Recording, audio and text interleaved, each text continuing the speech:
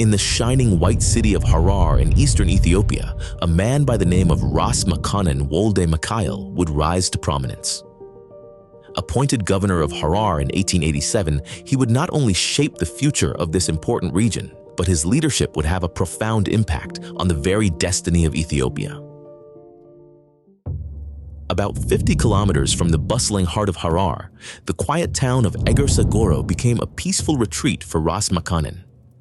In this serene location, he built a villa where he and his entourage could escape the yearly typhoid outbreaks that plagued the city during the rainy season. And so, in May 1892, as was their custom, Makanan traveled to Egersagoro with his wife, Princess Yeshimabet. Their marriage had been marked by a series of heartbreaking losses, with Yeshimabet enduring 9 pregnancies that all ended in tragedy. But this time, there was hope. On July 23, 1892, in the peaceful seclusion of Egersagoro, Yeshimabet gave birth to a healthy son named Tafari. However, the joy of this birth would be short-lived. Just 2 years later, the radiant new mother would die, giving birth to a second child, leaving her young son without a mother. Following his wife's passing, Ras Makanan entrusted young Tafari to the family of his brother. Though Makanan was often away on official duties, he remained deeply committed to Tafari's education, determined to give his son the broadest learning possible. As Tafari grew, his education became a reflection of Ethiopia's dual heritage, rooted in its own traditions while open to external influences. By the age of 10, Tafari could read and write both Amharic and Ge'ez and was fluent in French, a rare skill among Ethiopians at the time. Meanwhile, Harar was thriving under Ras Makanan's leadership. The city had previously fallen under Egyptian control from 1875 until January 1887, when it was reclaimed by his cousin, Negus Menelik of Shoa, through a decisive military campaign led by Makanan himself. As a reward for his loyalty and victory, Menelik appointed Makanan as governor of Harar. In his new role, Makanan skillfully maintained peace by honoring the rights of Harar's Muslim majority.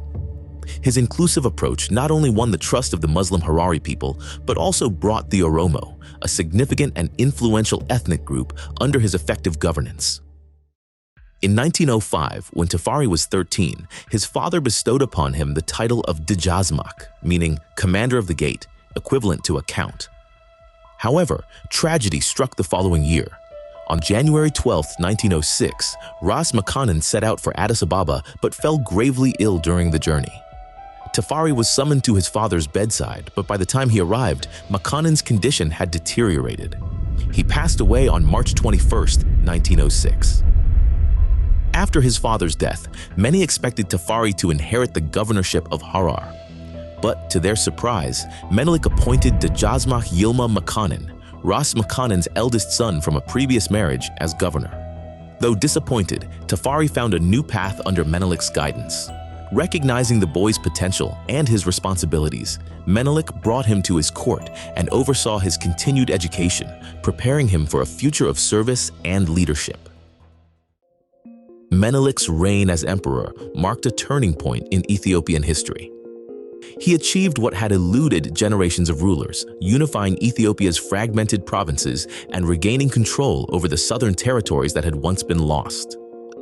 His leadership also set Ethiopia on a course of modernization and resistance to colonial encroachment. The emperor's crowning achievement came in 1896 at the Battle of Adwa, where he led Ethiopia to a stunning victory over Italian forces. As a result, Ethiopia emerged as one of the few independent nations on a continent increasingly dominated by European powers, serving as a beacon of hope and a symbol of resistance. Despite having never traveled outside Ethiopia or speaking any European language, Menelik was remarkably open to modernization.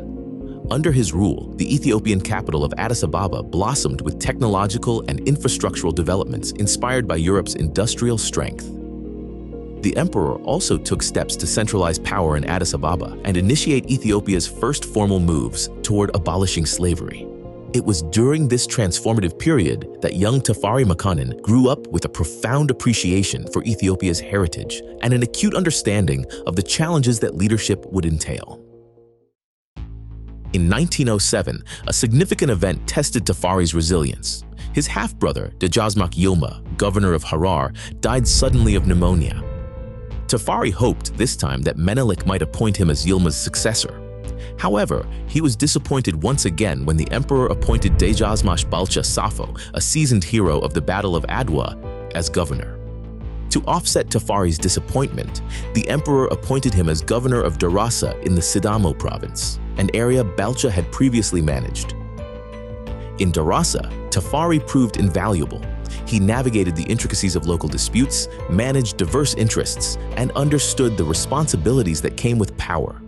His time as governor of the region lasted only 18 months, but these months left a lasting impact on his approach to leadership. 2 years later, word reached Tafari that Emperor Menelik's health was rapidly declining. Menelik had suffered his first stroke in 1906, and by 1909, his condition had worsened to the point that he could no longer fulfill his duties. A council of ministers was appointed to manage day-to-day governance, but rumors and uncertainties over his successor loomed heavily in Addis Ababa. You see, Menelik's marriage to Empress Teitu Betul had produced no heir, leaving Ethiopia's future stability in doubt and fueling unease among the regional princes. Teitu, an intelligent and politically savvy empress, took advantage of this situation. She increasingly wielded influence as Menelik's health worsened, positioning herself at the center of Ethiopian politics. With unrestricted access to the emperor, Teitu became his closest advisor and essentially the empire's leading political figure. To solidify her position, she allied herself with Princess Zewde, Menelik's daughter from an earlier marriage, arranging Zewde's marriage to her nephew, Ras Guksa Wele. At the same time, Ras Mikhail, the Prince of Wallo, emerged as another influential contender. His son, Lige Iyasu, was Menelik's grandson, making Iyasu a legitimate candidate for the throne. In January 1909, Menelik suffered another debilitating stroke that left him partially paralyzed. Sensing the urgency, he gathered the nation's nobles on May 13th to announce his decision. His grandson, Lige Iyasu, would be his successor. To protect Iyasu's young age and inexperience, Menelik appointed the esteemed general Ras Tessema Nadeu as his guardian and regent. But Empress Teitu and her supporters, expecting to hold more power in the coming administration, resisted this arrangement and began rallying support against Tessema's regency. After months of intense political maneuvering, Ras Tessema's faction gained the upper hand. Empress Teitu was removed from the court, effectively ending her political influence. Amid this upheaval, Tafari Makanan refrained from aligning himself with any faction. This cautious approach soon bore fruit when Dejazmak Balcha, the sitting governor of Harar, was unexpectedly recalled to Addis Ababa. Seizing the opportunity, Tafari became the new governor of the region. However, this appointment highlighted the growing tension between Tafari and Lige Iyasu, who, as Menelik's designated successor, felt insecure about Tafari's Solomonic lineage. As the son of Ras Makonnen, Tafari could trace his lineage to the Solomonic dynasty, a necessary qualification for any contender to the Ethiopian throne. To diffuse the rivalry, Ras Tessema arranged a solemn oath between the two of them, taken in the presence of the head of the Ethiopian Orthodox Church. Iyasu pledged not to interfere in Tafari's role as governor of Harar, while Tafari swore loyalty to Iyasu's claim to the throne and agreed not to conspire with his opponents. This oath was meant to ease tensions, yet it barely concealed the underlying rivalry between the two cousins. In 1911, Ras Tessema, already weakened by a series of strokes, passed away, leaving Iyasu, still a teenager, without a guardian. Emperor Menelik, though still alive, had withdrawn completely from public life, effectively abandoning the throne. Sensing an opportunity, the 14-year-old Lige Iyasu quickly seized control of the throne, refusing to accept any new regent and asserting himself as the de facto ruler of Ethiopia. Ethiopia under the young Lige Iyasu quickly took a chaotic turn. His inexperience and impulsive decisions became apparent, causing growing unease among the country's nobility. Instead of carefully asserting his influence, Iyasu dismissed much of the established ruling hierarchy, replacing seasoned officials with his own inexperienced appointees. This abrupt reshuffling angered Ethiopia's powerful regional princes and governors, who saw Iyasu's actions as destabilizing and disrespectful to the country's traditions. Although Iyasu was recognized as the de facto ruler, his legitimacy was still in question, as Emperor Menelik II was officially still alive. When Menelik's death was finally declared in 1916, although many believed he had died years earlier, opposition from the nobles prevented Iyasu's formal coronation, leaving his rule tenuous at best. But the seeds of Iyasu's eventual downfall were not just in his volatile governance, but in his vision of religious reconciliation, which challenged the country's established social order. You see, Ethiopian society had long been dominated by the Christian majority, while the significant Muslim population faced inequality and limited opportunities. Iyasu sought to bridge this divide. He envisioned a society where Ethiopian Muslims and Christians could thrive equally and openly, criticize the historical mistreatment of Muslims, a stance that directly challenged the Christian-centric foundations of the Ethiopian monarch. Soon, rumors began to spread that Iyasu had secretly converted to Islam and intended to transform Ethiopia into a Muslim state. His father, Ras Mikhail, had also been a Muslim before converting to Christianity upon joining the ranks of Ethiopian nobility. This cultural clash came to a head in Harar, where Iyasu saw an opportunity to advance his vision. Home to a large Muslim population, Harar held strategic importance for Iyasu's reconciliation efforts. He began to meddle in the province's affairs, disregarding Tafari's authority in the process. Viewing Iyasu's interference as a challenge to his authority, Tafari grew increasingly wary of his cousin's ambitions.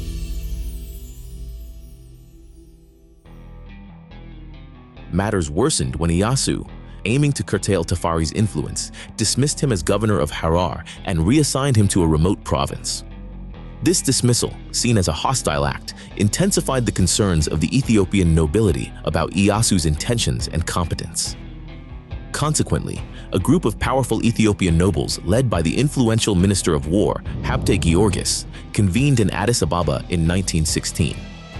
At the gathering, they accused Iyasu of treason and abandoning the Christian faith in favor of Islam and excommunicated him. The council then declared Menelik's devout daughter, Princess Zewde, as empress and appointed Tafari Makanin as regent and heir apparent. With his new role, Tafari was elevated to the rank of Ras, one of the highest titles in Ethiopian society, second only to emperor. Meanwhile, the decision to topple Liji Iyasu plunged Ethiopia into a civil war. Rallying his forces in Harar, the deposed emperor marched towards Addis Ababa. But on his way, he encountered resistance from the imperial army, blocking his advance and forcing him to retreat to the south. Subsequently, an army under the command of Dejazmash Balcha entered Harar and began the massacre of the Muslim population of the city, resulting in hundreds of deaths.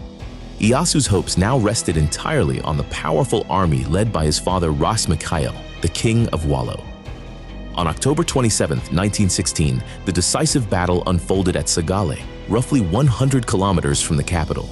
The confrontation was fierce, with heavy casualties on both sides. Mikhail's troops were outmaneuvered and overwhelmed by the larger government forces led by Habte Georgis. In the end, his army was defeated, and he himself was captured. Around 10,000 Ethiopian soldiers died in the battle.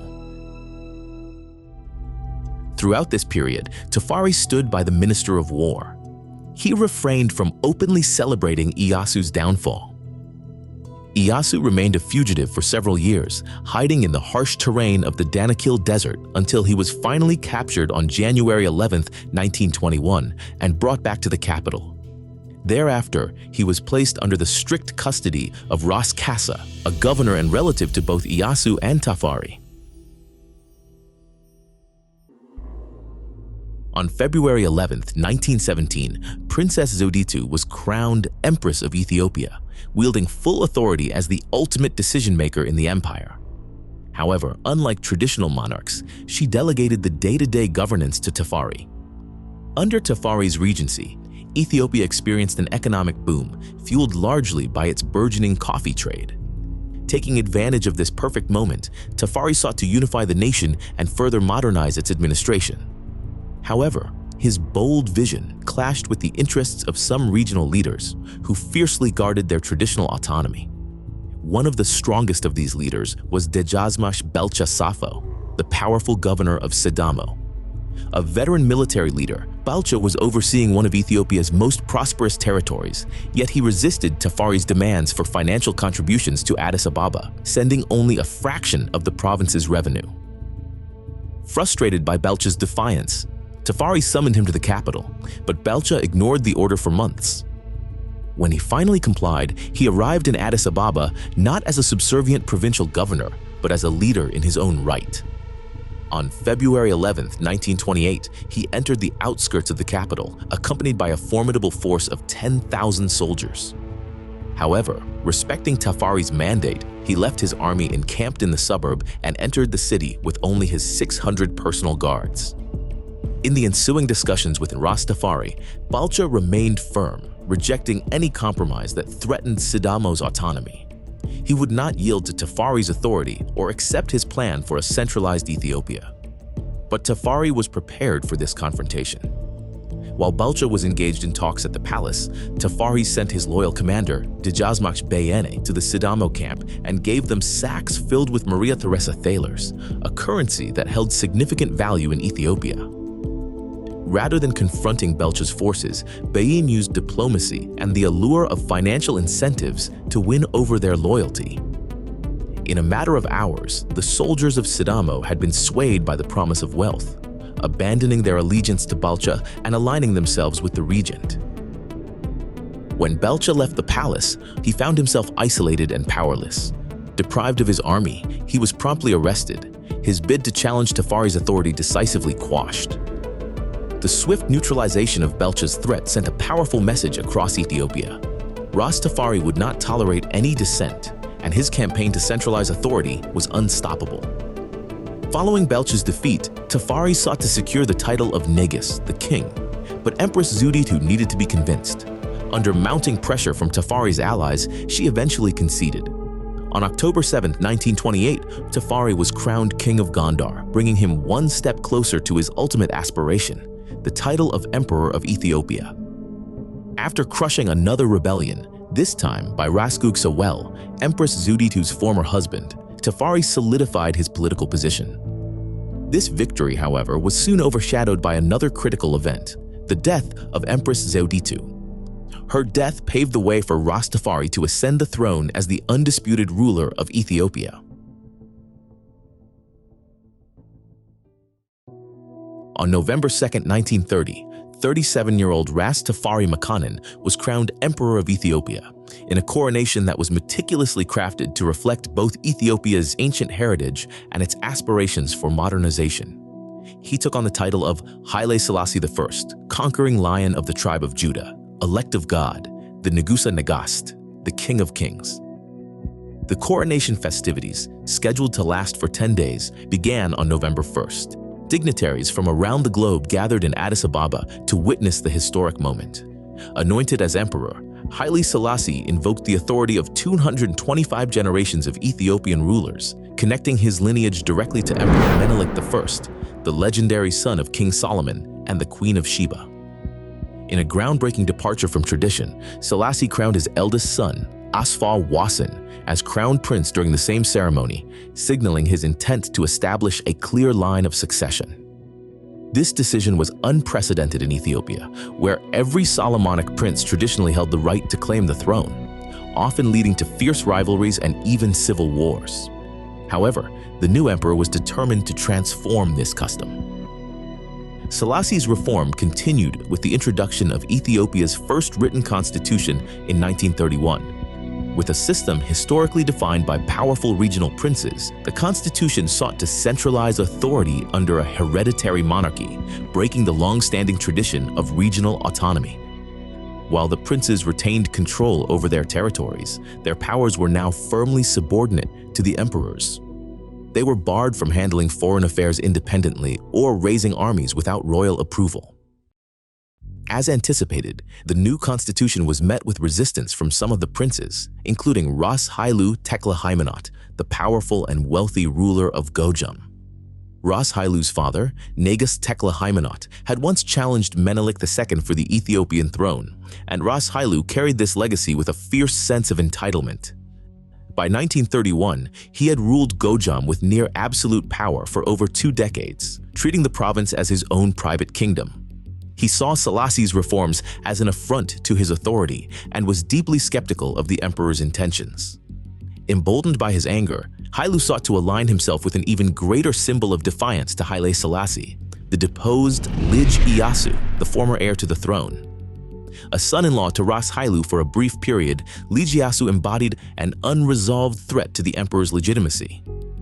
On May 15, 1932, Haile set a plan in motion to free Lige Iyasu, hoping to use his influence and royal bloodline to rally opposition against Haile Selassie.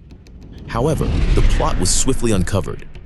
Although Iyasu managed a brief escape, imperial forces quickly apprehended him.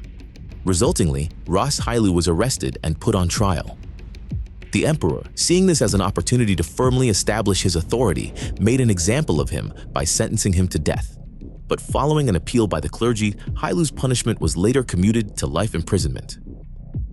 In his place, Selassie installed his loyal cousin, Emperor Haile Selassie, as the new governor of Gojam and elevated him to the rank of Ras. Meanwhile, Lige Iyasu was sent to a remote prison far from the centers of political activity. His last public appearance came in 1935 when he was briefly transported to Addis Ababa amidst growing concerns over the rising Italian threat. Seen boarding a train in Dir Dawa, he would vanish from public life, never to be seen again. Days later, as Selassie was preparing to lead his people in its defense against the invading Italian forces, news reached the emperor that Iyasu had died. Though the official cause was never confirmed, rumors circulated that Iyasu had been assassinated, suggesting that his elimination had been orchestrated to ensure he could not become a tool for the Italians. In the coming years, Emperor Haile Selassie would confront a looming and determined adversary from southern Europe, Italy. Driven by imperial ambitions in Africa, the Italians, still stung by their humiliating defeat at the hands of Ethiopia in 1896, were determined to avenge their national disgrace. Under the fascist regime of Benito Mussolini, Italy set its sights firmly on Ethiopia once more, meticulously planning an invasion. On the 3rd of October 1935, Italian forces under the command of General Emilio de Bono crossed the border into Ethiopia, marking the start of the Second Italo-Ethiopian War. Benito Mussolini's ambition to conquer Ethiopia was deeply rooted in his vision for a new Roman Empire. This imperial dream took shape soon after his rise to power in 1922, marked by the dramatic March on Rome, which established his fascist, authoritarian rule in Italy. Haunted by Italy's crushing defeat by Ethiopian forces at the Battle of Adwa in 1896, Mussolini set his sights on reclaiming Italy's honor in Africa. To lay the groundwork, he forged a secret agreement with Great Britain, establishing their spheres of influence within Ethiopia. However, this plan took an unexpected turn when the Ethiopian regent Ras Tafari uncovered the arrangement and presented it to the League of Nations. Undeterred, Mussolini soon devised a more complex approach. Instead of openly pursuing Ethiopia, he employed a two-pronged strategy: subversion and diplomacy.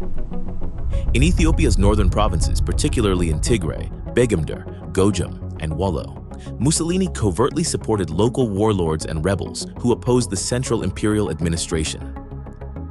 Simultaneously, he extended diplomatic gestures to Ras Tafari, who would later become Emperor Haile Selassie in 1930.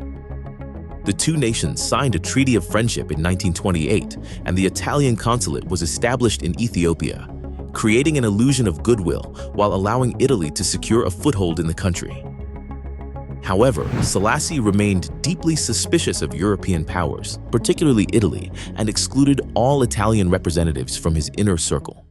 In 1932, Italian colonial minister Emilio de Bono presented Mussolini with a formal plan to invade Ethiopia, aiming to seize the last remaining independent African kingdom. As a result, Italy's East African colonies of Eritrea and Somalia were quickly fortified as military staging grounds, while Italy itself ramped up munitions production. This militarization was complemented by an aggressive propaganda campaign across the Italian press, which painted Ethiopia as a disruptive force, accusing it of stirring unrest in Eritrea and hinting at fabricated border skirmishes to rally public support for the invasion. One key incident that precipitated the Italian invasion occurred at Walwal, an oasis in the Ogaden Desert near the border of Ethiopia and Italian Somaliland. Though it was known that Walwal lay within Ethiopian territory, the exact boundary line remained contested by Italy. In November 1934, Britain sent a frontier commission, led by Lieutenant Colonel Esmond Clifford, to survey the area and clarify the boundary between British Somaliland and Ethiopia. Clifford, aware of potential tensions, traveled with an escort of about 600 Ethiopian soldiers. Arriving at Walwal on November 23rd, they discovered a fortified Italian military presence of about 150 Italian and Somali troops led by Captain Roberto Shimaruda. Requesting Italian cooperation, Clifford asked Shimaruda for permission to camp nearby, but he was flatly denied. Seeking to avoid a diplomatic crisis, the English lieutenant withdrew his British contingent 20 miles northeast to Addo, leaving the Ethiopian escort at Walwal. For nearly 2 weeks, the Ethiopian and Italian troops faced off against one another. Reinforcements increased the Ethiopian contingent to about 1,500 men and the Italians to about 500, and on the 5th of December 1934, the first shots were fired. The Italians were supported by an armored car and bomber aircraft, resulting in about 110 Ethiopian casualties and 30 to 50 on the Italian and Somali side. In the aftermath of the skirmish, the Italian ambassador in Addis Ababa demanded compensation to the tune of £20,000 and an official statement recognizing Walwal as an Italian possession. In response, Emperor Haile Selassie appealed to the League of Nations, hoping for intervention. In doing so, he was counting on the support of Great Britain, whose representatives had, after all, been present in Walwal and personally witnessed the standoff. However, Ethiopia's appeals for assistance faced an uphill battle as the political landscape of Europe had changed fundamentally in the space of just a few short years. In 1933, the National Socialist Party came to power in Germany, and the new Reich, Adolf Hitler, made plain his ambition that Germany should become the dominant power in Europe. That October, Hitler withdrew Germany from the League of Nations, sending out a clear message that it no longer considered itself bound by any international agreements. At the time, Mussolini was at odds with Hitler, particularly over Germany's ambitions to annex Austria, which he considered part of Italy's sphere of influence. Seeing this, Britain and France were eager to sway Mussolini into an anti-German alliance, making them reluctant to support Ethiopia at Italy's expense. As a result, in January 1935, Rome and Paris signed an agreement that left Ethiopia isolated, clearing the way for Mussolini's next moves. With diplomatic resistance neutralized, Mussolini focused on mobilizing his forces. Hundreds of thousands of Italian soldiers, along with tanks, artillery, and supplies, were deployed to Eritrea and Somalia, placing Ethiopia under imminent threat of invasion. In a final diplomatic blow, France and Britain imposed an arms embargo on both Italy and Ethiopia. While this action barely affected Mussolini, it had a devastating effect on Ethiopia. I'm 15 years old. My home is in Addis Ababa. Italy wants to make war against my people. We are a peace-loving country and have much work to do here in Ethiopia without being troubled by foreign countries. We do not want war, but if we are attacked, we'll fight to the last drop of our blood to protect our home. My father and brother will take me along when they go to war. On the morning of October 3, 1935, Italy launched its long-anticipated invasion of Ethiopia. Leading the northern offensive from Eritrea was General Emilio de Bono, commanding about 100,000 Italian troops. General Rodolfo Graziani led the southern advance from Italian Somaliland. Mussolini had carefully orchestrated this two-pronged assault without any official declaration of war, as he hoped for a swift and decisive conquest. When news of the invasion reached Emperor Haile Selassie, he issued a call for nationwide mobilization, summoning all able-bodied men to defend their homeland. He assigned command of the northern forces to Ras Kasa, a trusted military leader, and placed Dejazmak Nasibu Zeyemanuel in charge of the Southern Army. The Ethiopian forces, though brave and determined, faced tremendous obstacles from the onset, especially in the border regions where Italians advanced with ease, encountering little organized resistance. Within days, Debono's troops took control of Adwa, the site of great historical significance to the Ethiopians, and by mid-October, they reached Aksum, Ethiopia's ancient imperial capital. As they moved deeper into Ethiopian territory, the Italians were aided significantly by the defection of Dejazmak Haile Selassie Gugsa, the emperor's son-in-law, who, along with his army of about 10,000 men, chose to fight on the Italian side. 2 days later, Haile Selassie ordered his main army under War Minister Ras Mulugeta Yegazu to march north from Addis Ababa, where it would join forces with Ras Kassa, Ras Seum, and Ras Imru. Together, they planned to launch a counteroffensive in Tigray. By early 1936, Italy had assembled one of the largest fighting forces Africa had ever seen, with 476,000 Italian troops and 87,000 African mercenaries fighting under colonial command. This massive force was aided by an astonishing array of war machinery: 500 tanks, 1,500 artillery pieces, 350 aircraft, and a staggering 15,000 machine guns. Over 500,000 rifles and muskets filled Italian supply lines, along with 100,000 horses, mules, donkeys, and 19,000 motorized vehicles. In stark contrast, the Ethiopian army numbered about 250,000 men, drawn largely from rural areas with limited modern training.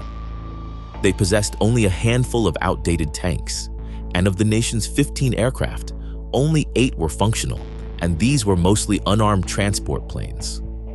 Ethiopia's elite 20,000-member Imperial Guard, while highly trained, could not single-handedly compensate for the country's equipment shortages and lack of mechanized support. Despite overwhelming odds, the Ethiopian forces fought the Italians with exceptional tenacity, shattering Italy's hopes for an easy victory. Frustrated by the unexpected resistance, Mussolini removed General Debono after only 45 days, replacing him with the experienced Field Marshal Pietro Badoglio. Tasked with crushing the Ethiopian defense, Badoglio escalated the campaign's brutality to a whole new level. On November 28, 1935, Emperor Haile Selassie made a bold decision to travel to the front lines himself.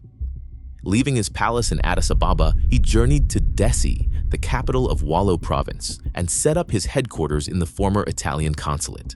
Fully aware of the stakes, the emperor followed the ancient Ethiopian custom of preparing his will before battle.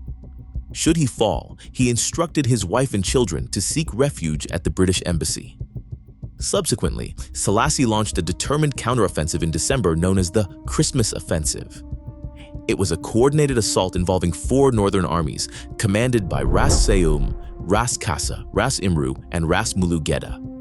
Together, they aimed to split the Italian forces, disrupt their lines, and slow their advance. Initially, the offensive succeeded, with Ethiopian forces reclaiming towns and delivering a decisive blow to the Italians at the Dambaguina Pass. However, this unexpected Ethiopian resistance forced the Italian command to escalate its tactics. Determined to crush Ethiopia's defenses, Field Marshal Pietro Badoglio unleashed a brutal and unprecedented weapon: poison gas. Despite Italy's commitment to the 1925 Geneva Protocol banning chemical weapons, Badoglio's forces rained mustard gas and arsenic-filled bombs down on Ethiopian troops and civilians alike. Over 1,000 tons of these deadly chemicals were dropped, causing devastating casualties across the country.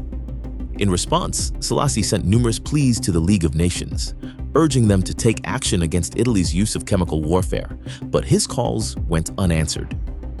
February 1936 signaled the beginning of Ethiopia's final, desperate struggle to fend off the Italian invasion. In a decisive blow, on February 19th, the Italian forces overwhelmed Ras Mulugeta's army at the Battle of Amba Aradan, killing him in the process. By the end of the month, the Ethiopian defenses continued to crumble. The armies of Ras Kassa and Ras Seum faced crushing losses at the Battle of Tembien, and days later, Ras Imru's troops were defeated at the Battle of Shire.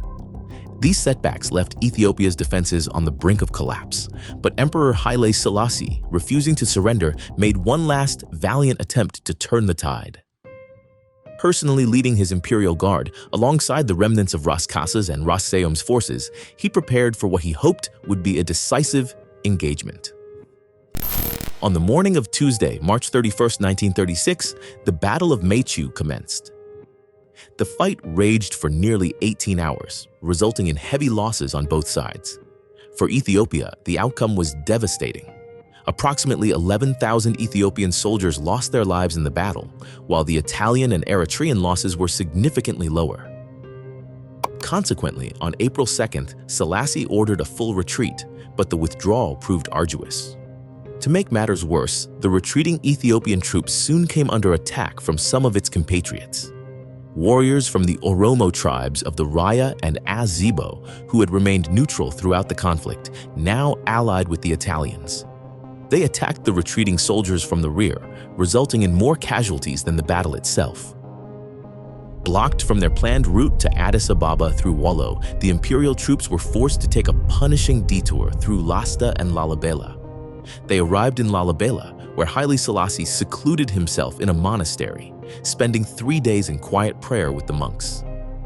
Meanwhile, the Italians advanced swiftly, capturing Desi and the emperor's former headquarters.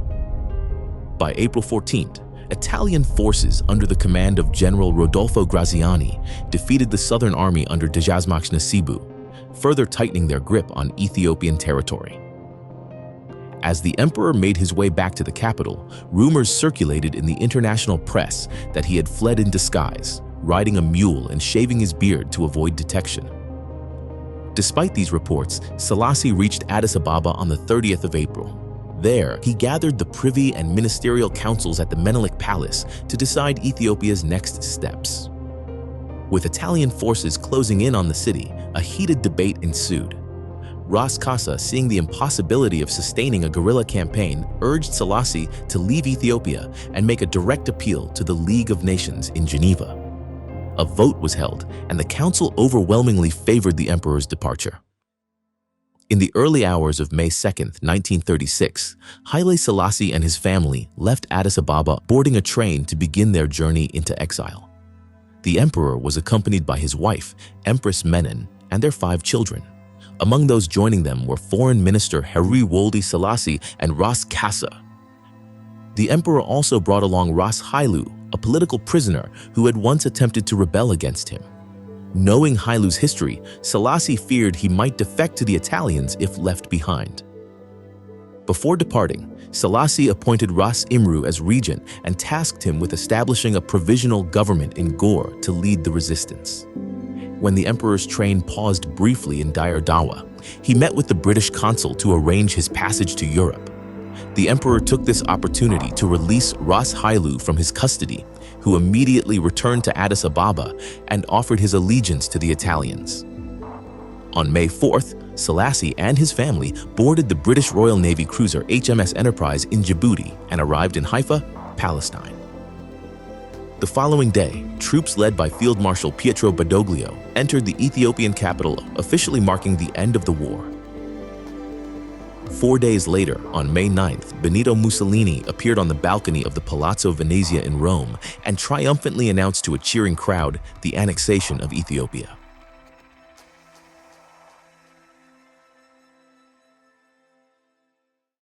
By the end of the war, approximately 150,000 Ethiopians had lost their lives. Italy's victory allowed Mussolini to unite Ethiopia with the Italian colonies of Eritrea and Somalia, creating a new Italian East African empire known as Africa Orientale Italiana. The Italian king, Victor Emmanuel III, was proclaimed the new emperor of Ethiopia, and the commander of the Southern Army, General Rodolfo Graziani, was appointed viceroy. But true control over Ethiopia would continue to prove elusive for the Italians. A fierce resistance movement quickly rose, backed by Ethiopia's rural communities, making it nearly impossible for the occupiers to extend their power beyond the urban areas. As a result, in the coming years, the Italians would unleash a brutal campaign of repression and violence that led to the deaths of more than 400,000 Ethiopians, nearly 3 times the casualties suffered during the initial war.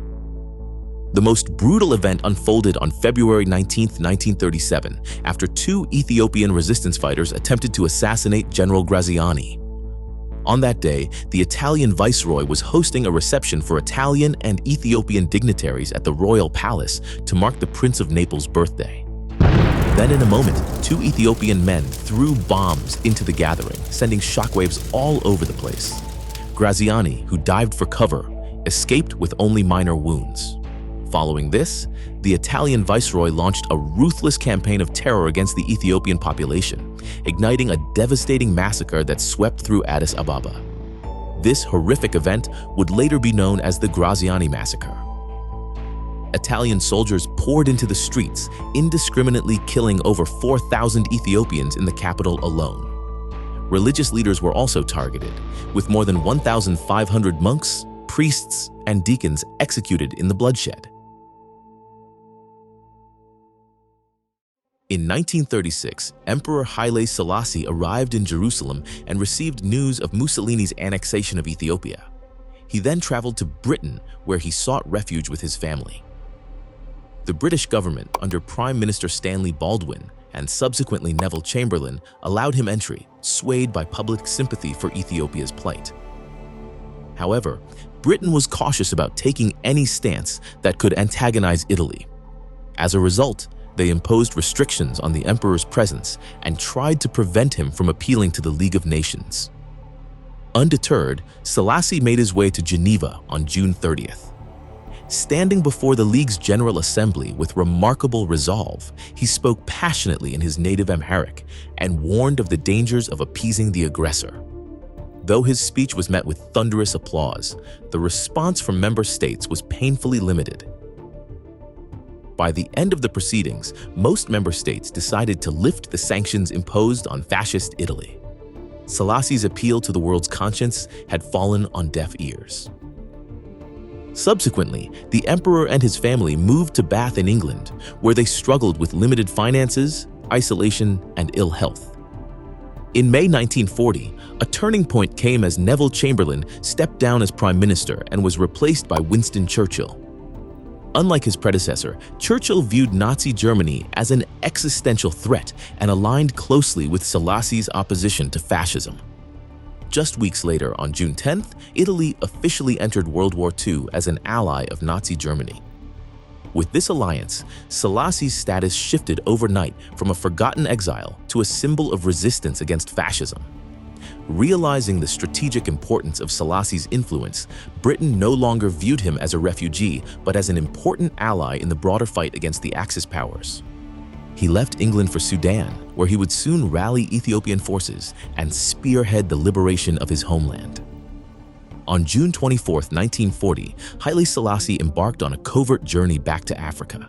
Traveling under the alias Mr. Smith to conceal his identity, he boarded a flying boat in Plymouth, accompanied by a small but loyal group. They traveled under the cover of night to Malta, where they transferred to another boat bound for Alexandria, Egypt. Finally arriving in Sudan, Selassie began to strategize, though his role in the fight for Ethiopia's liberation remained uncertain. Although Britain was organizing a joint Commonwealth force, which included troops from Kenya, Sudan, South Africa, India, and Australia, their actual preparations for an invasion of Italian East Africa were still vague. Meanwhile, the Italian forces had already taken British Somaliland in August 1940, tightening their grip on the region. Frustrated by the delays and lack of concrete action, Selassie issued an imperial proclamation declaring his intent to return to Ethiopia. He then appealed directly to Churchill, urging him to mobilize British forces without delay and arm Ethiopian refugees in British-controlled Somaliland and Kenya. Churchill, receptive to Selassie's appeal, sent Foreign Secretary Anthony Eden to Sudan to speed up the liberation effort.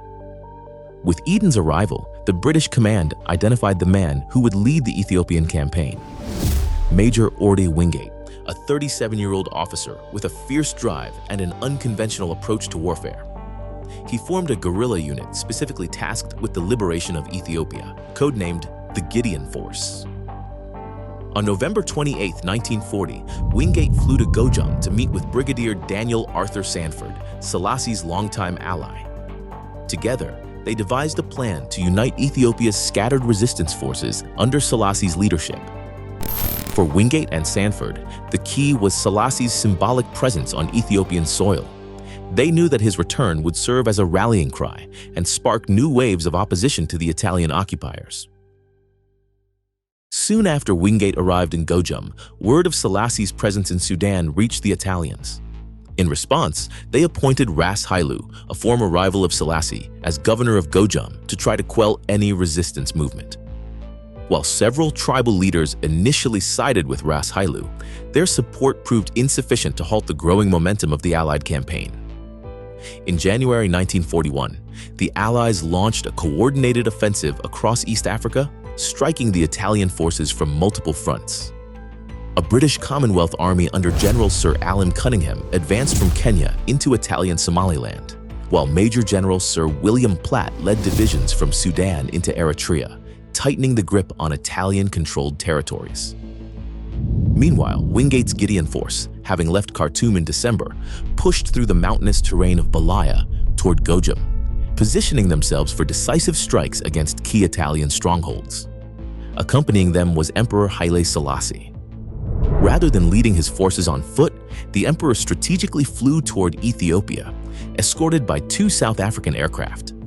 With him was Ras Kassa, who had returned from Jerusalem with the heavy grief of losing 3 of his sons to the Italian occupation. Selassie's arrival was a rallying point for the Ethiopian patriots and tribal leaders who gathered to meet him in Balaya on February 6. By April 3rd, they reached the regional capital of Debre Marcos, a stronghold controlled by Ras Haile. Meanwhile, in the north, General Platt had broken through the Italian defenses at Keren, Eritrea, after a brutal 2-month battle. This victory allowed British forces to capture Asmara, the Eritrean capital, on April 1st. Sensing the shift in the war's momentum, Ras Haile surrendered to the British, liberating the entire region of Gojam from Italian control. Furthermore, General Cunningham's forces captured the city of Harar on the 27th of March and officially entered Addis Ababa on the 6th of April. But as the Ethiopian forces celebrated these victories, British leaders began to set plans of their own for a post-war Ethiopia. Anticipating the end of Italian control, the British established the Occupied Enemy Territory Administration to manage Ethiopia and the former Italian colonies of Eritrea and Somaliland. In a controversial move, they declared the Ethiopian province of Tigray to be part of Eritrea, overlooking Ethiopia's sovereignty. For Haile Selassie, these British maneuvers were deeply concerning. He had returned to Ethiopia to restore his nation's sovereignty, not to watch it reshaped by a new colonial force. Held under British orders in Debre Marcos for nearly 2 weeks, his patience wore thin. On April 22nd, General Cunningham issued a telegram to Major Wingate, explicitly instructing him to prevent Selassie's departure to Addis Ababa by all means short of force. However, Wingate, deeply committed to Ethiopian liberation and sympathetic to Selassie, defied Cunningham's orders and allowed the emperor to proceed. And so, with the support of Wingate and Sanford, Haile Selassie set off for Addis Ababa on April 27th, accompanied by his entourage, including Ras Kassa and the recently surrendered Ras Haile. On May 5th, exactly 5 years after the city fell to the Italians, Emperor Haile Selassie returned to Addis Ababa in a grand parade.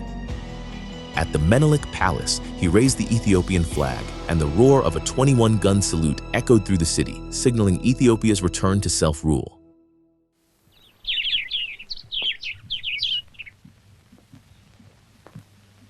It is good that you are here to record this picture of me in my palace garden at Addis Ababa.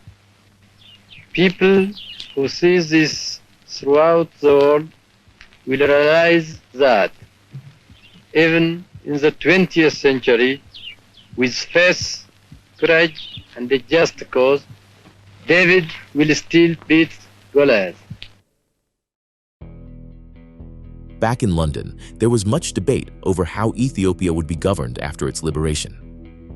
British Foreign Secretary Anthony Eden publicly affirmed Ethiopia's independence, but argued for a period of military guidance and control to support the nation's recovery. However, this control soon extended far beyond what was initially promised. The British took charge of almost every aspect of Ethiopian governance, from communication systems like radio, telegraph, and telephone services to the regulation of all imports and exports. The Ethiopian economy was tightly integrated into Britain's colonial territories, and the East African shilling replaced the Ethiopian currency. Additionally, Britain established a monopoly on commercial air transport. In return for these controls, Haile Selassie received significant financial aid from Britain. But despite this, the emperor became increasingly concerned about the erosion of Ethiopian sovereignty.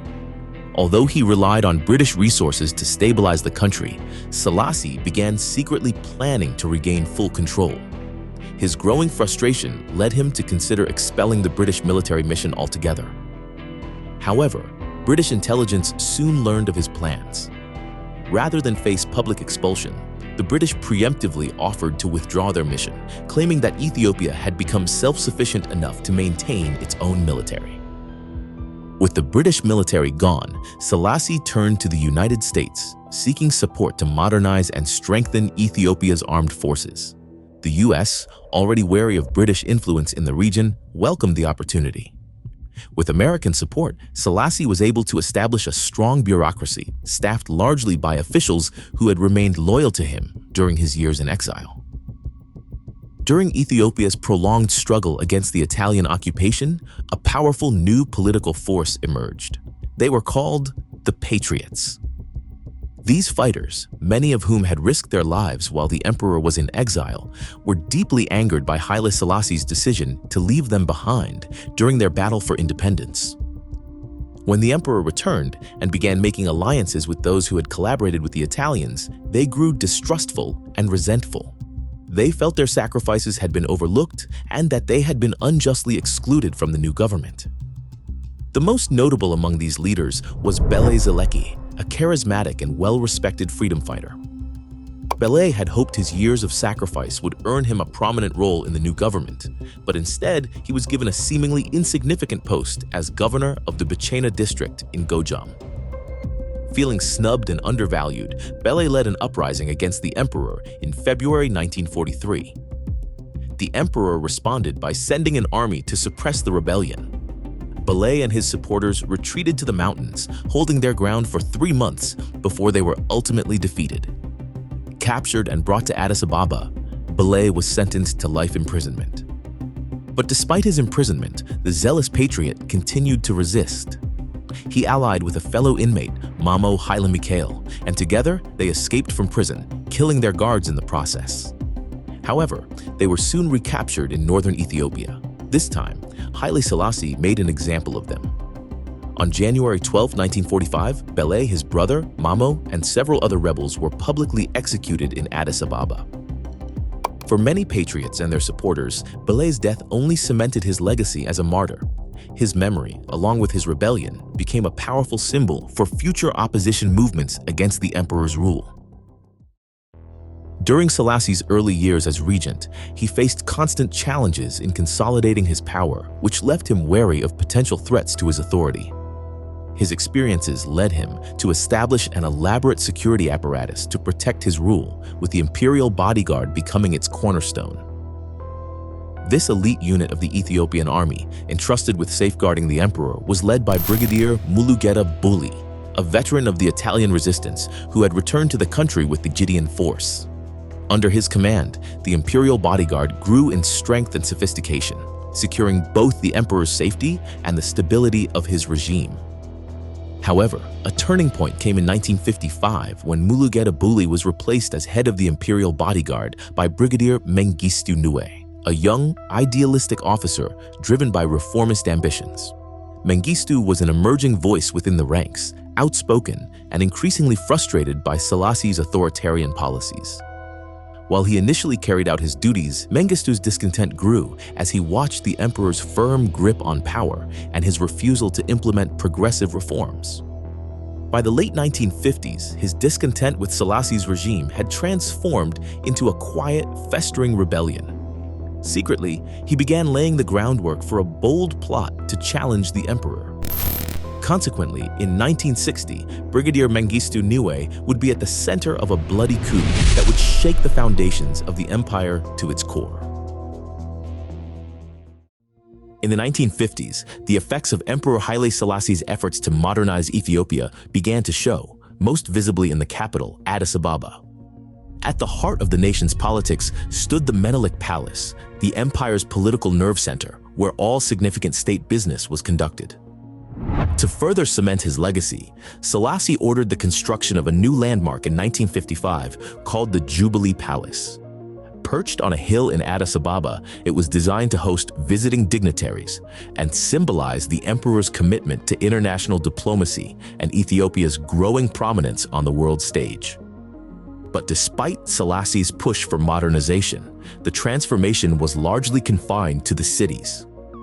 For most Ethiopians in the rural areas, life had changed little since the country's liberation from Italian occupation in 1941. Traditional land ownership structures remained unchanged, with nearly a third of economically viable land owned by the emperor's extended family, and much of the rest divided between the church and the noble elite.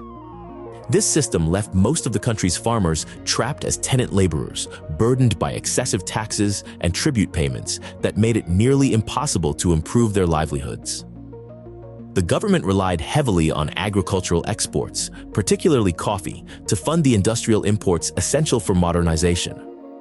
While initially bringing steady growth to the country's economy, the strategy faltered by the mid-1950s due to increasing competition from Latin American and other African exporters. The situation worsened in 1956 with the Suez Canal crisis, which disrupted Ethiopia's exports of grain and coffee, dealing a heavy blow to the economy.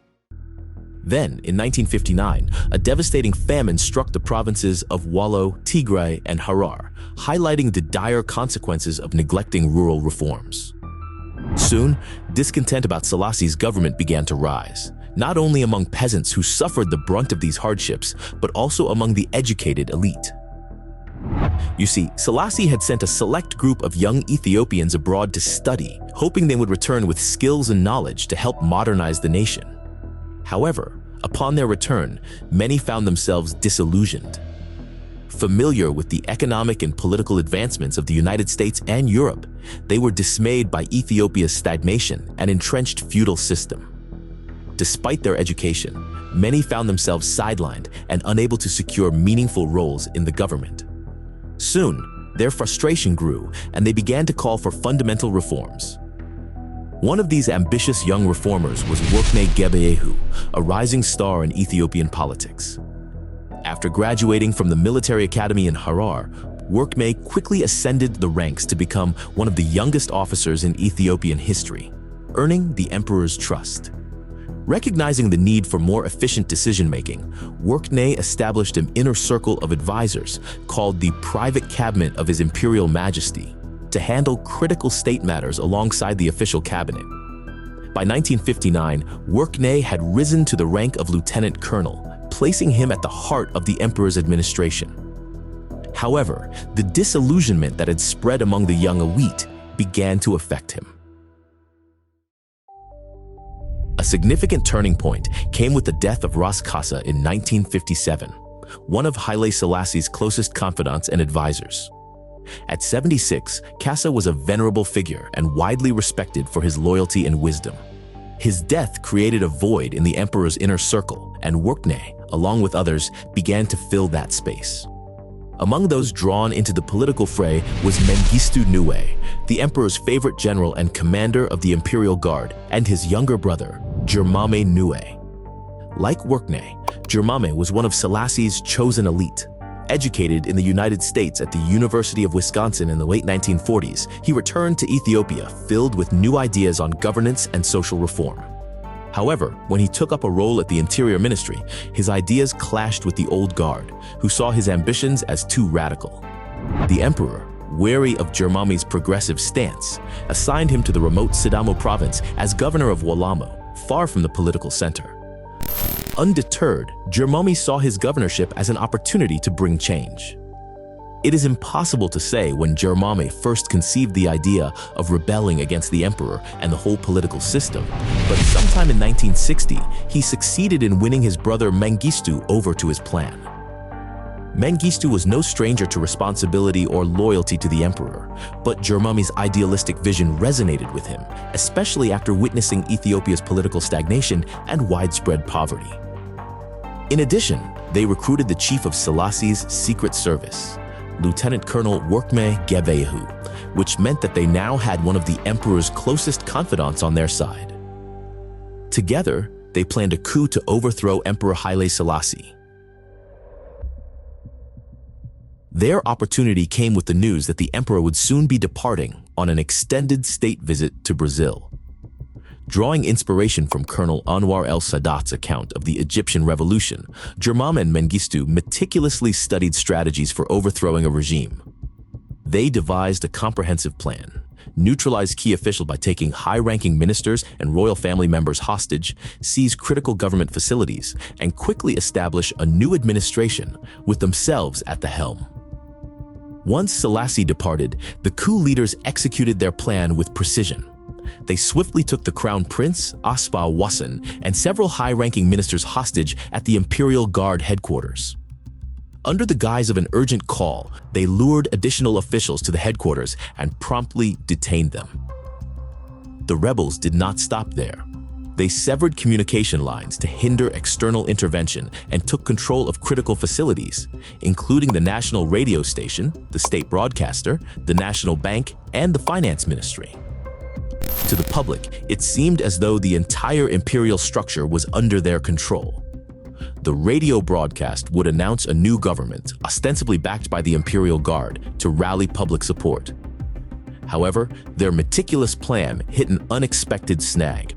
Ras Asserate Kassa, vice president of the Ethiopian Senate, managed to evade capture, as did Major General Merid Mengesha, chief of staff of the Ethiopian army.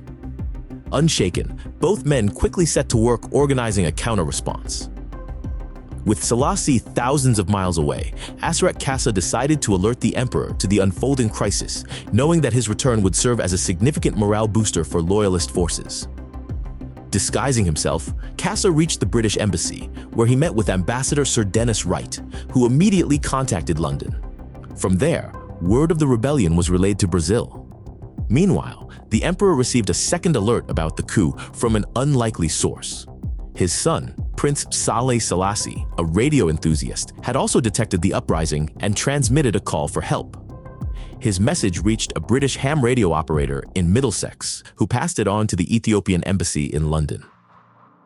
Upon receiving the news, Haile Selassie cut his visit short and prepared to return immediately. Back in Ethiopia, Mengistu and Jermame were putting their final step into motion. They planned a nationwide radio address, and in a tense broadcast, the Crown Prince read a revolutionary proclamation declaring a new government. He announced that he would assume the role of regent in a new constitutional monarchy. Ras Imru, a liberal-minded cousin of the emperor, was declared prime minister, and Major General Mulugeta Bully was appointed supreme commander of the armed forces. This attempt to legitimize the new regime seemed poised to solidify their control over the state. Yet, despite the coup leaders' careful orchestration, the response from the Ethiopian public and the military was not what they had expected. The people of Addis Ababa, and indeed much of Ethiopia, showed little enthusiasm for the change. There were no mass protests, no organized strikes, and no uprisings in the countryside. Even Mengistu's outreach to student leaders fell flat, as the majority showed little interest in supporting the regime change. The coup's impact appeared to be limited to the capital, where tension was building among the detained officials and confined ministers. While Mengistu and Jermame attempted to rally support, Ras Asserate and General Mengesha continued to mobilize loyalist forces. Soldiers loyal to the emperor gathered at the army's 1st Division headquarters, coordinating with the Air Force and dismissing any temptation to join the rebellion. Adding to the rebels' challenges, Patriarch Abuna Basileos, head of the Ethiopian Church, issued a proclamation excommunicating anyone who supported the coup, further isolating Jermame and Mengistu. Thus far, no shots had been fired on the streets of Addis Ababa, but the coup leaders knew the tide had turned against them as they could no longer count on the army's backing. Nonetheless, they were in no mood to surrender. In a last-ditch effort to maintain control, they moved their hostages to the Jemaat Palace, located opposite the Imperial Guard's headquarters. The captives were confined in the North Wing, in a chamber ominously known as the Green Salon. At about 2:30 p.m., on the 15th of December 1960, an urgent radio announcement ordered the people of Addis Ababa off the streets and into their homes. Minutes later, the first gunfire erupted. Mengistu Niue, commanding the Imperial Guard, launched an assault on the city. The attack was swiftly countered by the regular army, whose overwhelming force turned Addis Ababa into a battlefield. Fierce skirmishes erupted across the capital, with loyalist troops gradually regaining control of key areas. As a result, Mengistu and Jemame held out in a desperate last stand, barricading themselves and their hostages inside the Jemaat Palace. As the army closed in, they encircled the building and positioned tanks outside its gates. At the helm was Captain Dereje Haile Mariam, a son-in-law of the emperor, who called for the surrender of the Imperial Guard forces in the name of the emperor. But as he approached, Jemame emerged on the balcony, raised a pistol, and shot the captain dead. This single devastating act ignited an all-out assault by the army on the palace. Consequently, in a desperate and horrifying act, Mengistu and Jemame stormed the Green Salon with machine guns and opened fire on the hostages. In mere minutes, some of the most important leaders in Ethiopia were dead. Among them were Major General Mulugeta Buli and Prime Minister Ras Abebe Aragai, who succumbed to his injuries hours later.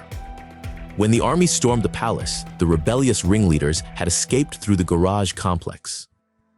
By the end of 3 nerve-wracking days, the coup had been crushed, but it had exacted a heavy death toll. Over the preceding 24 hours, some 2,000 people had been killed in the battle for control of the capital. That evening, Asserate traveled to Eritrea to inform the emperor that the revolt had been put down. In the interim, Haile Selassie's flight from Brazil had landed in Asmara, Eritrea. From there, he addressed his people in a broadcast condemning the coup and absolved both his cousin Ras Imru and Crown Prince Asfa-Wossen from any blame. The address was intended to calm a shaken nation, but the emperor's relationship with his son had been irrevocably strained by the events of the coup. The fact that the crown prince had survived while many of the empire's most loyal officials had died led Selassie to question his son's role and motives in the rebellion. When Selassie finally entered Ethiopia, Prince Asfa-Wossen was there to greet him. In a gesture of humility, he threw himself onto the tarmac before his father, hoping to show his loyalty. But Haile Selassie's response was public and severe. Looking down at his son, he coldly remarked, "We would have been very proud of you if we were coming to attend your funeral. Get up." With the emperor back in command, Ethiopian authorities quickly worked to track down and arrest the remaining coup leaders. One of the first to be captured was Lieutenant Colonel Workney. He was discovered hiding beneath a bridge along the road up the Entoto mountain slopes. As soldiers approached, he attempted to resist.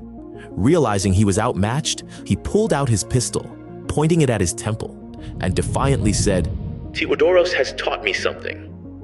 He was referencing the legacy of Emperor Theodoros II, a former ruler of Ethiopia who, rather than face capture by the British in 1868, made the difficult choice to end his own life.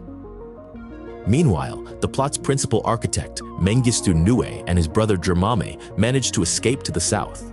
However, within days, they were tracked down by a police unit in the countryside. As they faced imminent capture, Jemame turned on Mengistu, shooting him before his own life. Mengistu survived, though severely wounded, and was brought back to Addis Ababa under heavy guard for treatment. After 3 months of recovery, he was tried for high treason, found guilty, and along with 2 other co-conspirators, was executed on March 29, 1961 at Tekle Haymanot Square. In the aftermath of the coup, Emperor Haile Selassie faced the daunting task of reassembling his government. The violent uprising had decimated his cabinet, leaving key positions vacant. On February 6, 1961, he appointed 7 new ministers to restore the fractured administration. Among the newly promoted officials was Ras Asserat Kassa, who was promoted from vice president to president of the Senate. Yet, the emperor hesitated in appointing a new prime minister, uncertain of whom he could trust after such a deep betrayal. It was not until April 17, 1961, that he appointed Aklilu Habtewold as both prime minister and minister of the pen, bestowing on him the title of Sehafet Tezaz. The failed coup marked a turning point in Selassie's rule. For the first time, popular grievances were openly voiced, exposing cracks in the monarchy's foundation. This sentiment resonated deeply within the military, the very institution the emperor had carefully developed to secure his rule. Despite the rebels' promises of higher pay, they had failed to win over the army, whose loyalties ultimately lay with the emperor. In a bitter twist of fate, it would be this very military, emboldened and better organized, that would ultimately bring about the emperor's downfall 14 years later. In a striking coincidence, the rebel leader of the 1960 coup shared the same first name, Mengistu, as the man who would later overthrow the King of Kings and become Ethiopia's brutal dictator, Mengistu Haile Mariam. Ethiopia in the 1950s and 60s was a nation deeply reliant on foreign aid and support, particularly from the United States.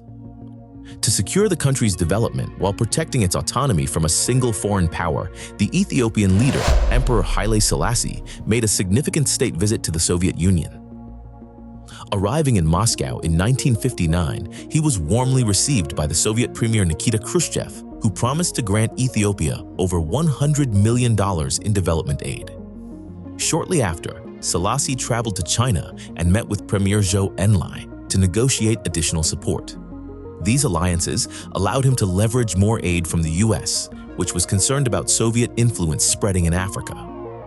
Selassie, always a skilled diplomat, presented Ethiopia as a pivotal African nation deserving of substantial Western support while keeping his other alliances discreetly operational. His influence soon extended beyond politics and diplomacy. In 1966, he embarked on a landmark visit to Jamaica, where the Rastafarian community celebrated him as a divine figure, the King of Kings prophesied in the Book of Revelation. But despite his international success, Selassie's absence from Ethiopia during his frequent diplomatic travels began to weaken his authority at home. Key internal issues, especially the volatile situation in Eritrea, remained unresolved. In 1962, Selassie made the contentious decision to dissolve the Ethiopian-Eritrean Federation and incorporate Eritrea as Ethiopia's 14th province. This move triggered an intense backlash, as many Eritreans saw it as a threat to their autonomy. As a result, numerous guerrilla movements sprang up against Ethiopian rule, the predominant of which was the Muslim-oriented Eritrean Liberation Front, ELF, intending to establish an independent Arab Islamic state. Before long, these liberation movements turned their fight not only against the Ethiopian authorities, but also against each other, plunging the country into open civil war. Throughout the 1960s, the Ethiopian Prime Minister Aklilu Habtewold urged the emperor to issue a decree placing Eritrea under military rule. But Ras Asserat Kassa, the Governor-General of Eritrea, believed he had a far better grasp of the situation and set his face firmly against such a measure.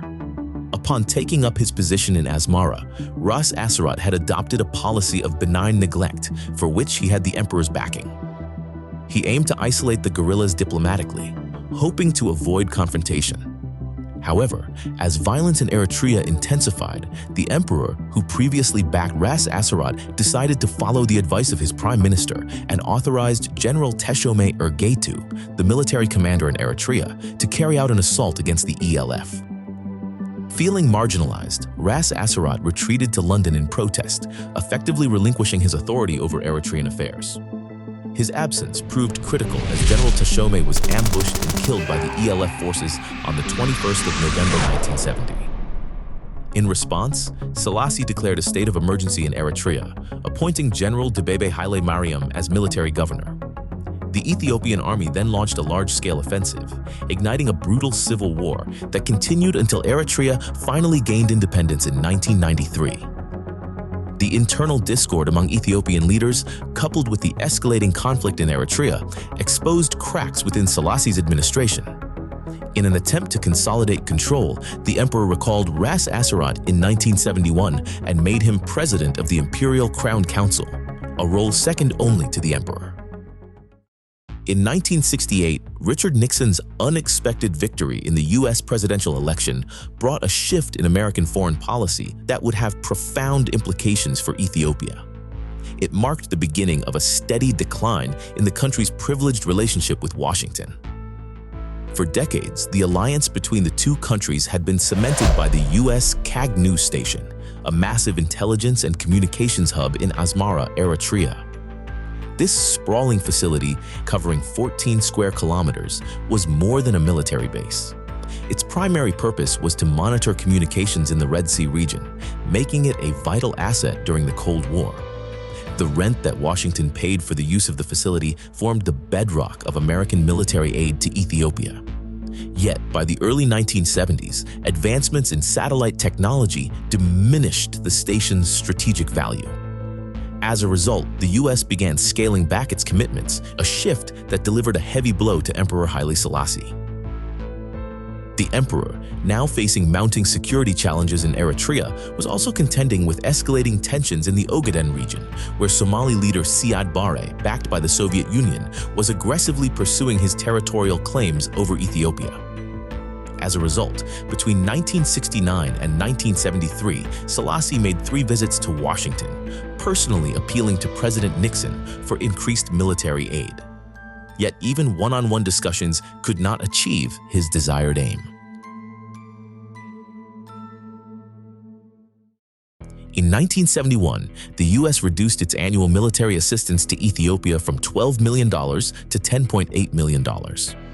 The final blow came in August 1973, when the U.S. announced that the CAG News Station would cease operations by the end of 1974.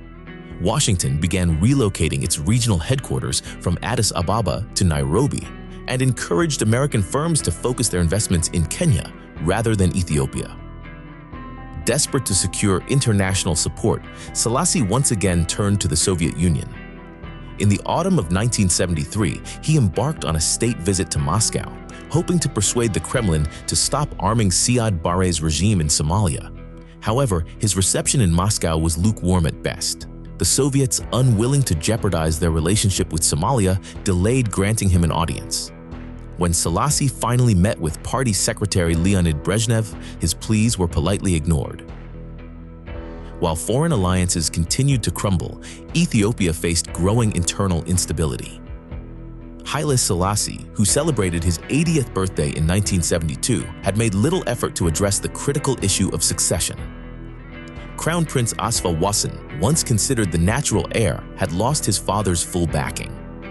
Wossen's health further complicated matters when he suffered a debilitating stroke in early 1973. In response, Selassie appointed Ras Asserate to be the Crown Prince's companion and dispatched him to Europe for medical treatment. Subsequently, the emperor made a belated attempt to name a successor. During Easter in 1974, he announced that the Crown Prince's son, 20-year-old Prince Zewde Jacob, would be the acting heir apparent. Adding to the political and economic tensions in Ethiopia, a famine of catastrophic proportions ravaged its northern provinces of Tigray and Wollo in 1972. The crisis escalated into a full-scale humanitarian disaster as hundreds of thousands of starving refugees streamed toward the capital, seeking relief. While international aid organizations quietly began assisting in the drought-stricken regions, the Ethiopian government appeared slow to act. Selassie's detachment from the crisis was emblematic of a regime increasingly out of touch with the realities facing its people. As a result, in Wollo alone, about 40,000 to 80,000 people died of starvation between 1972 and 1973. A shocking revelation further eroded public trust in the emperor's leadership. At the height of the famine in 1973, Ethiopia had exported more than 200,000 tons of grain, the largest export surplus since 1967. This did not sit well with many Ethiopians as they saw Selassie's regime for what it really was, a regime that prioritized foreign perception and economic gain over the survival of its people.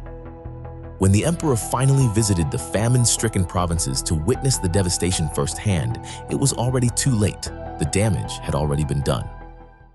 In 1974, Ethiopia was rocked by a series of events that completely dismantled the imperial order and plunged the nation into an uncertain future. At the heart of this disruption was a shadowy military group formerly called the Provisional Military Administrative Council, better known as the Derg. Initially operating as an enigmatic force with no clear political agenda, the Derg quickly became the face of Ethiopia's growing discontent. Like all revolutions, the Ethiopian uprising also required a spark to ignite the proverbial tinderbox. In this instance, it was the failure of a water pump in the town of Negele Borane near the Kenyan border in January 1974. The officers of the 4th Army Division who were stationed there banned their thirsty troops from drinking from the well used by the commissioned ranks. As a result, the soldiers rebelled, took their commanders captive, and made a broadcast over the radio demanding better pay. What appeared to be an isolated mutiny revealed deeper fractures in the imperial system.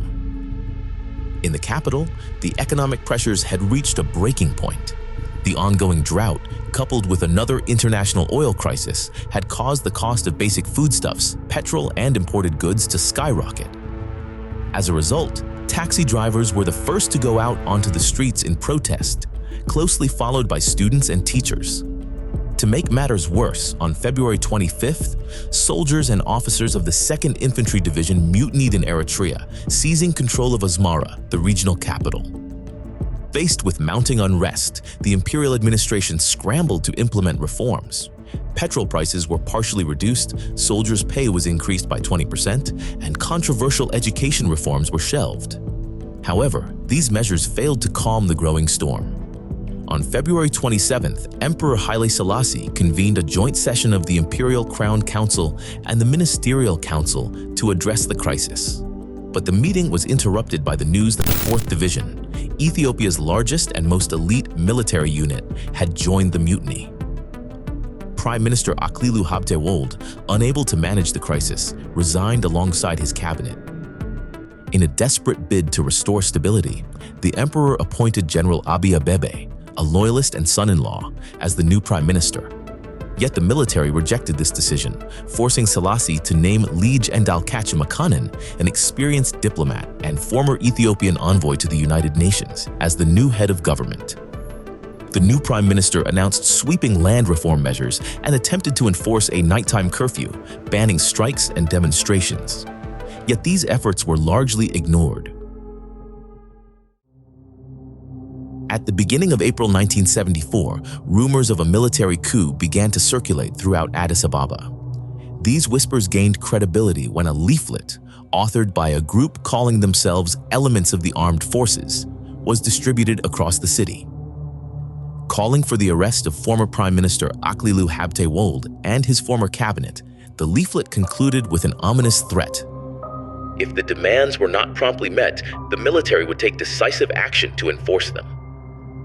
Subsequently, a specially convened military council met with Haile Selassie to press for the arrest, but on both occasions, the emperor resisted their demands. The military, however, would not be deterred. Determined to act, they marched into the Jubilee Palace and arrested Aklilu in the presence of the emperor. Within days, the entire cabinet of Aklilu's government was detained, along with hundreds of Ethiopia's top political figures. These arrests were publicly justified as being conducted in the name of the emperor. However, Haile Selassie's silence during this period was deafening, as he neither defended his former ministers nor objected to their detention. Following this, Lieutenant General Abebe Gemeda, the commander of the imperial bodyguard, took it upon himself to confront the brewing rebellion. One evening in April, at approximately 9 p.m., General Abebe visited the home of Ras Asserate to share his concerns. He revealed that earlier that night, he had sought an audience with Haile Selassie to address the deteriorating situation. Abebe informed the emperor that he had located the officers orchestrating the unrest and requested permission to arrest them before they could inflict further harm on the nation. But Selassie refused the request, assuring the general that everything is under control. Frustrated and desperate, Abebe pleaded with Ras Asserate to intervene and convince the emperor to act decisively. Yet, despite these efforts, Selassie remained resolute, dismissing any need for immediate action. The final days of June 1974 saw the formal appearance of the Derg. Comprising members from various branches of the military, they were united in their disillusionment with the imperial regime and their desire for radical change. On July 1st, they made a bold statement by arresting the president of the Imperial Crown Council, Ras Asserat Kassa. Later that month, Prime Minister Liege Endalkachi Makanen was dismissed and soon imprisoned. In the following weeks, members of the Crown Council, high-ranking palace officials, and imperial guards were arrested en masse, leaving Emperor Haile Selassie increasingly isolated. By mid-August, the Derg no longer operated in the shadows. It staged a grand military parade in Addis Ababa, showcasing tanks, trucks, and troops adorned with flags bearing the slogan, Ethiopia Tikdem, Ethiopia First. Public criticism of the emperor, which had been muted thus far, now became a central theme in state propaganda. Selassie's name was now under daily attack in the press and portrayed as a symbol of corruption and misrule. His titles and stature were systematically diminished. He was no longer addressed as the Negusa Negast, King of Kings, but merely as the Negus. His residence at the Jubilee Palace was seized and renamed the National Palace. Even the Ethiopian Orthodox Church, a pillar of imperial authority, withdrew its support for the emperor.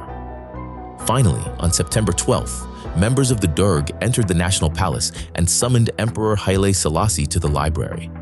There, he stood stoically as they read a proclamation declaring his removal from power. Accordingly, His Majesty Haile Selassie I is relieved of his office with immediate effect and replaced by a provisional military government. The emperor was escorted out of the palace through a side door and taken to the headquarters of the 4th Army Division, where many of his former ministers and allies were already imprisoned. That same day, the Derg dissolved the parliament and suspended the constitution. Crown Prince Asfa-Wossen, who was abroad receiving medical treatment, was proclaimed king designate, but his role was strictly ceremonial. Ethiopia, as the Derg made clear, would no longer have a Negusa Negast. The Derg, which for so long had operated in the shadows, now had a public face.